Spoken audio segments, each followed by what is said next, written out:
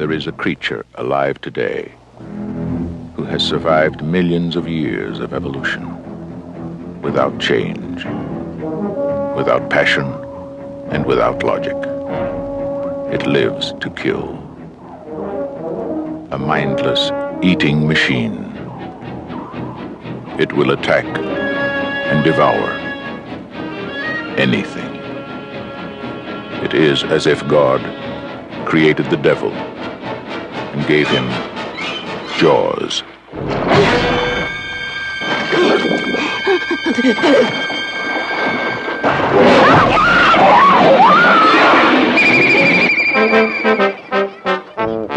This is Universal's extraordinary motion picture version of Peter Benchley's best-selling novel, Jaws.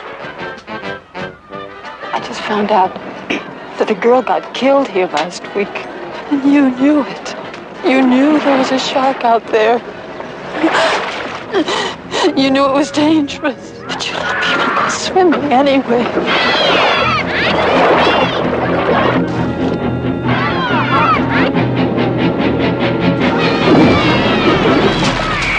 you see that?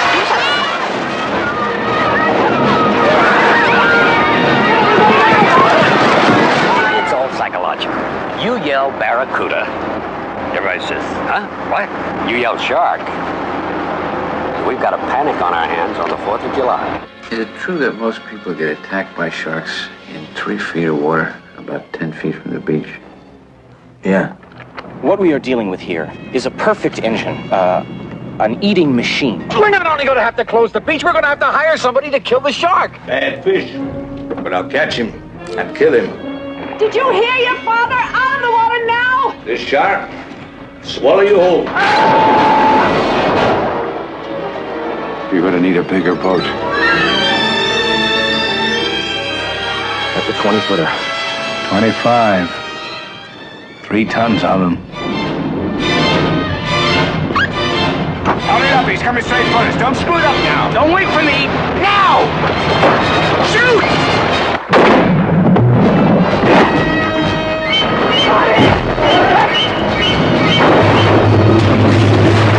What's the tail? Give him room! I can't! He's trying to run! Oh! Cut quick! I can't hold it! Hurry! Take it up! Brody!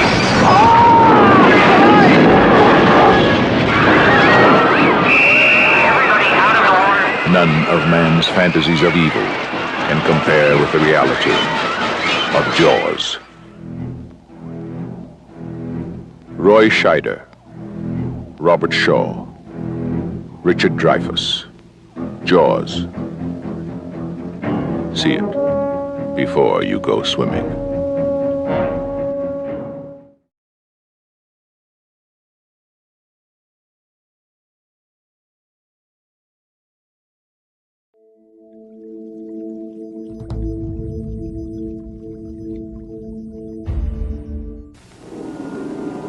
This is a great white shark, the largest, most voracious man-eater in the world.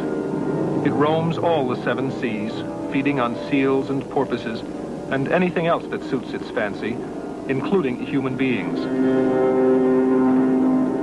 Just last February, a great white shark only 7 feet long, a baby, attacked and killed an 11-year-old boy in a harbor in Australia.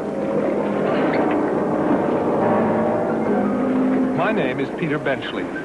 I wrote a novel about a great white shark, a book called Jaws, and it's about to become a movie. Last August, I visited the movie set to watch the shooting and see how a story about a 20-foot killer could be translated to the screen. Martha's Vineyard, Massachusetts, an island off the eastern seaboard, beautiful, picturesque, and about to be disguised as the fictional town of Amity.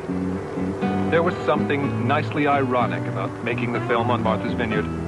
I grew up on a neighboring island, Nantucket, where I first encountered sharks.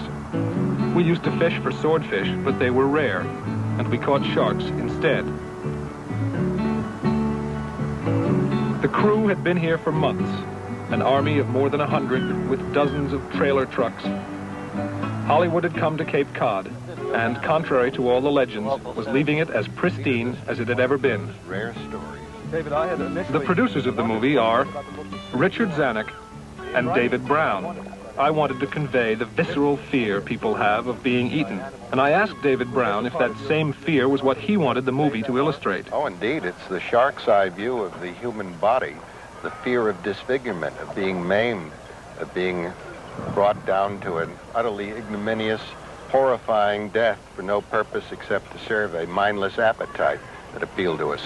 In the book and in the movie, we have a shark that is 22 to 25 feet long, and I know we were concerned at one point about exaggerating the possibility of this. Well, the U.S. Bureau of Fisheries booklet describes the maximum length of the great white at 36 feet, and we did think it was Hollywood hyperbole when we started, but no longer.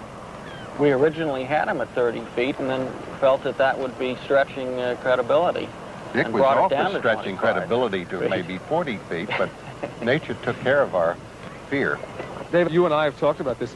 We were both around during the shooting of a big beach panic scene, and we wondered, God, what would happen if something really did come in during a scene like this and begin to eat people? Indeed, the Cape Cod radio only last night reported the spotting of a great white so close to the shore that it was observed by a lifeguard, which adds further credence to the notion that our beach panic might indeed have been invaded by a great white, in which case we would have had a double beach panic, or more horrifyingly, our actors would have thought that it was part of the movie. We would have had to use the old Pearl Harbor line, "This is no drill." This is a scene from that beach panic, as it will appear in the film. No whistle! Everybody, please, get out of the water. Everybody out of the water, please. Room for the folks behind you. Let's go. Right out. Take your time. Please, let's go. Up to me.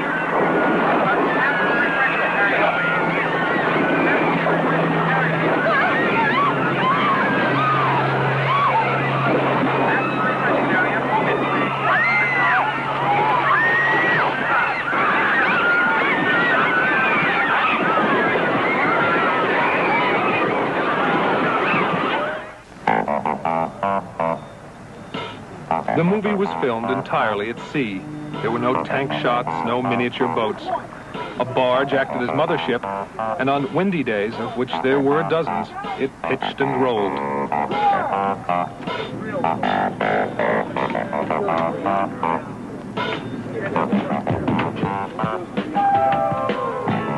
It was fascinating to see the complexity of the filming operation, the number of people, and the amount of machinery involved. The stars of the movie: Robert Shaw, who plays the fisherman Quint; Roy Scheider, the police chief; Richard Dreyfuss, the ichthyologist; and the director, Steven Spielberg. And on the turn to the equipment, I'll hit the explosion. And when you hear Robert start the fire extinguishers, you go over, grab the equipment, and I'll cut. It's effective that way. It's effective the other way. I asked Steven what kind of film he was making. It's a shark film. It's a shark movie. Is it a horror shark movie? Is it going to scare people? What will it do? Well, it will, I think, initially scare people. It will cause a great increase in I think, aquaphobia next summer in all the beach resort areas. But it's really a picture about sharks in general and one great white shark in particular. The next day was a Sunday, and I talked to Robert Shaw at his beachfront home. I wrote the character of Quint as a man who begins with great contempt for sharks and is finally obsessed with and driven to kill this particular one. Is that how you are going to play the character? Well, that's how I play the first part of the character, yes. I am totally obsessed, but a kind of respect comes in because of the size, the enormity, the magnitude, and the power of this particular white shark, and then I get even frightened. But it's true, I started out with contempt, and of course, Quint was in the Indianapolis disaster. In the movie, Quint describes his experiences after the sinking of the Indianapolis. It was one of the worst disasters in history, and it has forever altered Quint's perception of sharks. to see friends eaten alive right next to him. Well, here's how he remembers it. You were on the Indianapolis? What happened? Japanese submarine slammed 2 torpedoes into our side, Chief. He was coming back from the island of Tinian to Lady, just delivered the bomb, the Hiroshima bomb. 1,100 men went into the water. Vessel went down in 12 minutes. Didn't see the first shark for about half an hour. Tiger, 13-footer. You know how you know that when you're in the water, Chief? You tell by looking from the dorsal to the tail. What we didn't know was our bomb mission had been so secret. No distress signal had been sent.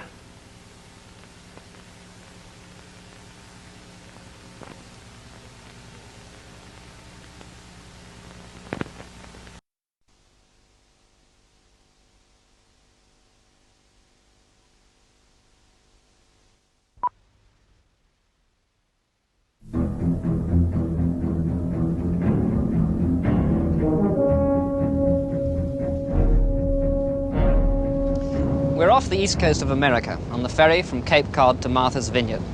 Martha's Vineyard is a tiny island which achieved an international fame 5 years ago this summer when Senator Edward Kennedy drove his car off the bridge and into the river at Chappaquiddick. It's a tiny island, the holiday preserve of the rich from New York and from Boston. But this summer is the location for one of America's biggest motion pictures, Jaws.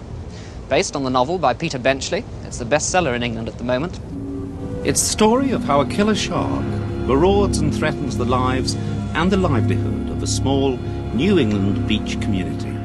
Making a feature film on dry land is a complex enough process. There seem to be at least 3 people for every job. Making a feature film at sea stops just short of a nightmare. It's the second day of American shooting on Jaws. They've already been to Australia for the underwater shots of the shark. Turn on the walkie-talkie, please, Freddie. I don't think Freddie can listen to me. Freddie! Sandar, I need to talk to you, Fred. Turn on the walkie-talkie. Stand up, we're not shooting. All the usual panoply of assistant directors with megaphones, continuity girls, sparks and chippies are obliged to float round the action. They're still in the process of learning which side is port and which is starboard. Guys, we can't shoot right now. Hold on.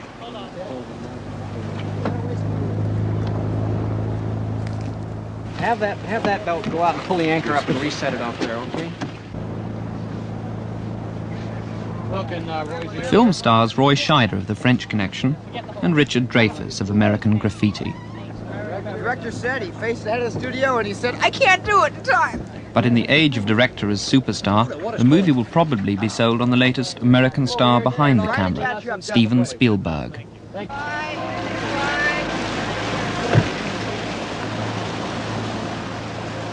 Jaws is one of the hottest properties in the film world this year. The book was an instant hit in America, and the film rights were commensurately costly. To shoot for 13 weeks at a budget of over £1 million is something of a rarity these days, so the producers, Richard Zanuck and David Brown, must have a lot of faith in their property, and even more in their director, Mr. Spielberg, who is only 26 years old. In America, he's already provided them with a financial and critical success in Sugarland Express, which he directed. He won the award for Best Screenplay at the recent Cannes Festival. Age never seems to have daunted Mr. Spielberg. At 20, he was directing episodes of Columbo and Hollywood. At 22, he made Duel, the story of a motorist being chased by a lorry, which got rave reviews when it was eventually released here. And now Jaws. It's lunchtime, and the afternoon dialogue is being doctored a little. No, because he'll be so energetic, and he'll be screaming and yelling, it's a great white, it's a great white, I knew it all along. And there's only room in there for one quick line, expository line about the mate. The mate. Where's the mate is dead, we'll have to where's the body? Why is the boat torn to pieces? Because it's a great white shark. And then all we have to do is cut out. Where are they feeding? You know, because I don't know. There have been known attacks. There's a theory called the bumping theory. And it's not a theory anymore, it's a proven fact. That sharks will nudge and bump a boat or an intended victim before they attack. not so much in a playful manner, but in a way of testing its defenses to see if it's going to bump back. And when it doesn't, it comes in for the kill. Kosher salami! Spielberg himself had the idea for Sugarland Express. He found it in a newspaper. It had to do with the loss of their baby, and it had to do with this media event that, it just sort of sprang up all of a sudden. In Texas, there's a posse theory, and the theory is when a fellow officer is in trouble, everybody jumps into their automobiles, all the fellow officers, and they fall in behind to try to help the guy out. And the posse theory sort of is, the backdrop of Sugarland Express. I was able to, within the budget of my picture, afford 40 police cars, and in real life, 90 police cars were involved in a bumper-to-bumper pursuit that was strung out over about 150 miles. I had seen Goldie in Butterflies Are Free, and there was one scene she had with Eileen Heckert in the car that I felt was it was really heart-turning, and I knew that there was a serious actor somewhere underneath that laughing facade.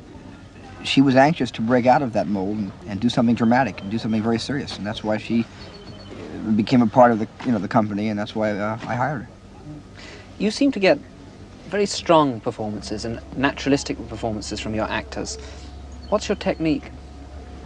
I don't know if it's so much of a technique. I asked the actor to, for the most part, to give me too much, so I can then take it down to a level that I feel is believable. I don't like casting actors who are low-key people. I like people with energy. So in the initial casting, I think that half of what a director does is cast his picture well, and the other half is the control of the people within that. But I think half of the secret, when you do see a good picture and you like the people, it's in the casting. I like people who are outspoken and who are very large, so I can bring them down to life level. You know King Kong dialogue, when they run into the jungle, they're all talking? Yeah. They had like 40 extras, and everybody had 3 things to say. And they never, also through the picture, they're ad-libbing. Gee, it's big. You see it coming there? Look out, Charlie. Fire now. Look at the grenade. Duck. Everybody had about 3 lines to say, and they all overlapped each other. It was terrific. They haven't made a movie like that since King Kong. So there's a lot of what the hell's the matter? What's wrong with it? It looks like it's broken. There's a lot of that rear cleat's all torn up. The scene they're taking is one early in the film, where a fisherman has gone out to try and catch the shark, but it's holed his boat, and it's sunk, and it's killed him. And the 2 men, the sheriff, Brody, and Hooper, the shark expert, come upon his body. Roll sound. It's taken pretty well all day to get this shot. Time and tide still refuse to obey the director. One of the actors has to climb from the rescue craft into the half-sunk boat. An easy enough task, you might think. Whoa! Right. Forget it? Forget it. Don't roll. Over half an hour is wasted for dry clothes and new makeup. By then the light is wrong and the shot is put off till the following day. It seemed to me almost fanciful in the book that a shark could actually threaten people on a large boat. But nevertheless, this is the case, is it? Sharks have... Here's an interesting example. When we were shooting the Australian sequences of the great white sharks, one of the great white sharks jumped into the cage boat and sank the cage boat and sank the cages. The shark grabbed between its jaws, which can close and squeeze at 21 tons per square inch, grabbed and twisted a cage and then sounded with the cage. And when we recovered the cage, it was torn up, completely torn up. It's not very big. It'll never hold that boat. It'll hold something. This is my second day at sea, and I have 54 more days to go. And if I survive this, I'll have learned a lot, because right now, all I can tell you is it's twice as slow shooting at sea as it is shooting on land. Because when you set your camera for a shot, invariably the boat, which began here, is over here when you're ready to shoot. With tide and wind, and there are a lot of factors that take into consideration. You really can't hold composition, hold frame. You have to do a lot of pot shotting and shooting loose at open sea. To pull the anchor up and reset it. No, it doesn't come easily. I don't even think about it. If I thought about multi-million-dollar pictures and all the equipment and all the responsibility, I'd probably go bananas.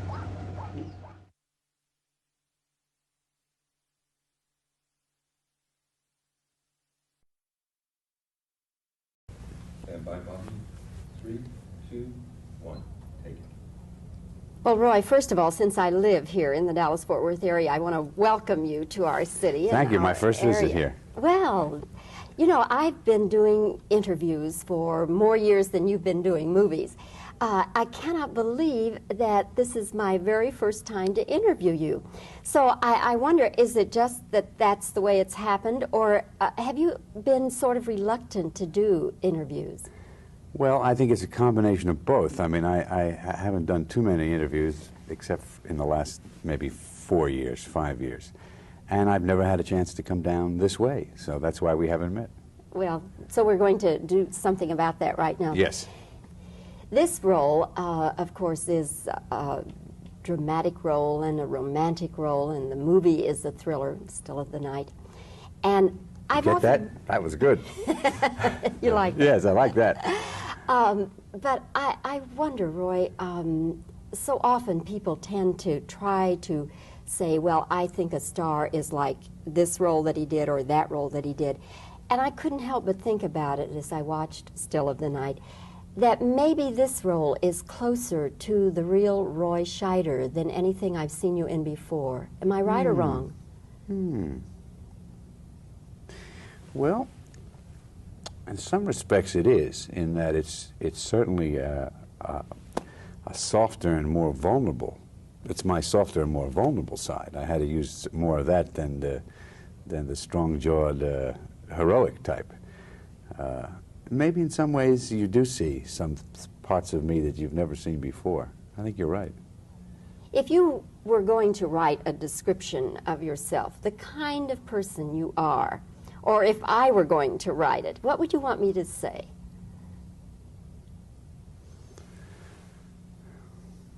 Compassionate. Happy? Yes.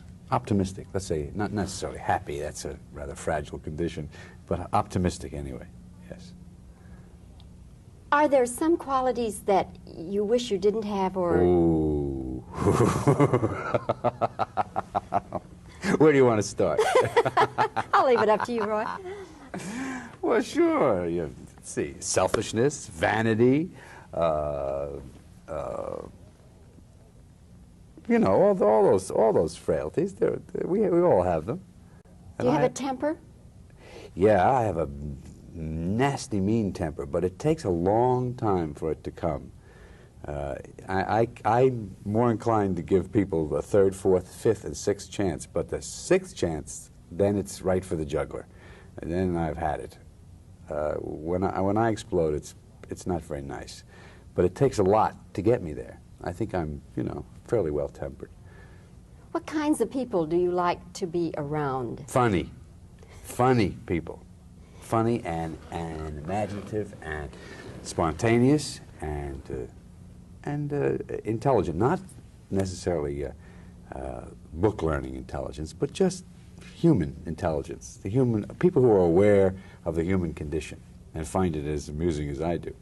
You're a person, I understand, who even before we had this scare and this tragic thing in Twilight Zone, that you're a person who sometimes said to a director, no, that stunt is too dangerous. That's something you learn. You have to learn that. I mean, young actors are very eager to please and be pleasing, and to make the film or the play, even in the play, sword fighting and all that sort of thing, to make it real. It's such an effort to make it real. When they forget that it's artifice we're dealing with, it's all make-believe. It's not real. And any time you cannot do something dangerous, don't do it. I mean, you don't have to prove your machismo by doing those things, and you should avoid dangerous things. I mean, accidents happen.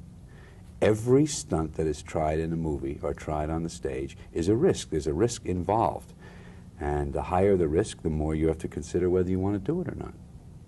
I mean, it just makes common sense, that's all. But Roy, by standing your ground, did you ever feel that a director would hold that against you? Sure. They get very upset. They say, what do you mean you're not going to do that? There's nothing dangerous about that. I said, look, I think it's dangerous. I think the window may come out, or this may collapse, or that may collapse. I'm not going to do it. So then they get a stuntman to do it, or they cut it. And that upset for the director lasts for about 2 hours. And he realizes that finally he didn't need it anyway, and will do something else, and what he thinks of to do again is probably better than what he thought in the first place. But I mean, I'm just adamant about that. I mean, and I've done a lot of hairy things. I mean, for the picture I just finished, Blue Thunder, I did a lot of stunt flying, but I felt it was okay. I felt it was relatively safe to do it. And so I did it. So what you're saying to other actors is to make their own evaluations. They have to. They have to. You have to take into consideration all the things that can go wrong. And if they start to add up against the things that can go right, don't do it. That's a good rule of thumb just for life in general, isn't it? Yeah. Yeah. Okay. Roy, I've had the interview with you. I've thoroughly enjoyed it. I Thank feel you. like I've gotten to know you a little bit, and I look forward to seeing you again. All right. We'll do it again. Congratulations on a really superb performance in Still of the Night. Thank you very much. Thank you, Roy. Pleasure.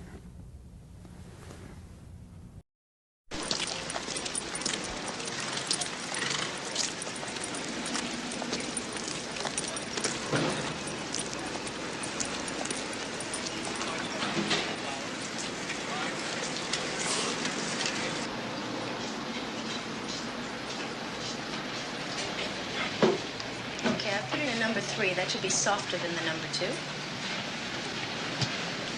Try that. Hello, Mr. Quinks. How are you, Katie? Looking well. Thank you. 4 spools of piano wire, number 12. Sure. What do those fish do? Eat that stuff? Ah, they choke on it.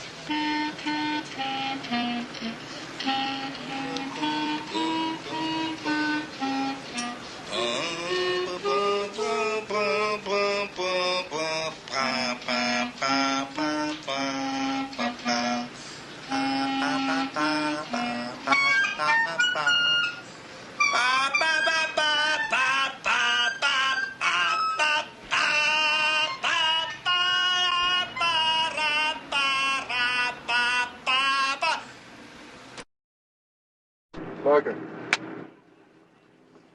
Ready, Roy? Yeah. Action. Gun jam. Okay, once again, cut it. 7. Cut it.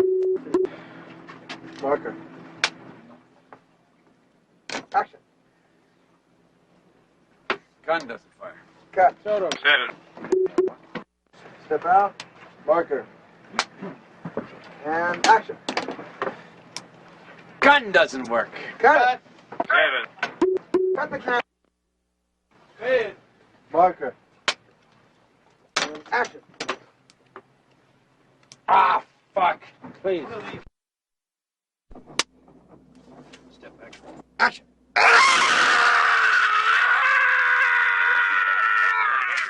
Once again. Action.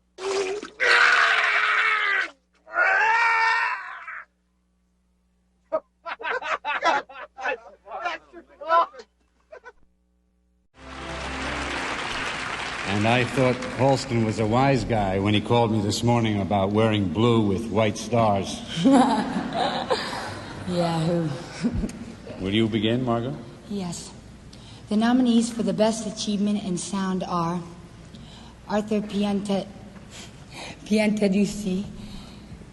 Les Fresholtz, Richard Tyler, and Al Overton Jr.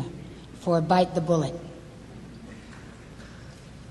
Richard Portman, Don McDougal, Curly Thurwell, and Jack Solomon for Funny Lady. Leonard Peterson, John A. Bolger Jr., John Mack, and Don K. Sharpless for The Hindenburg. Robert L. Hoyt, Roger Heeman, Earl Muddery, John Carter for Jaws. Harry W. Tetrick, Aaron Roshin, William McCoy, and Roy Sharman for The Wind and the Lion. And the winner is... Oh, boy.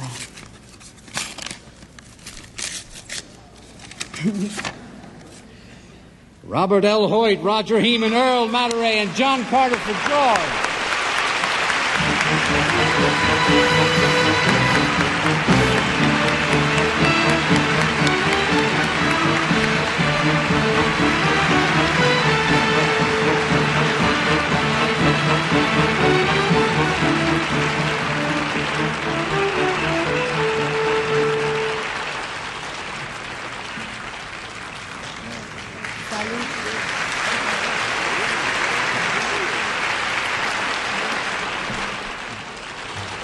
I really don't know what to say except I thank everybody very much. And, gee, that's all I can really say. Thank you.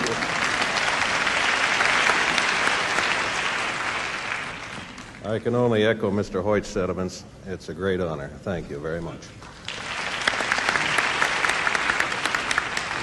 I'd like to thank the Sound Branch Executive Committee who promoted and the Academy Board who voted this Oscar because it has extended to the sound effects mixer for the first time this honor. And I also would like to include the sound effects editors at Universal who provided my material and made my contribution possible. I would like to thank John McDonnell and Bill Griffith and all the rest of them that contributed so much for it. Thank you very much.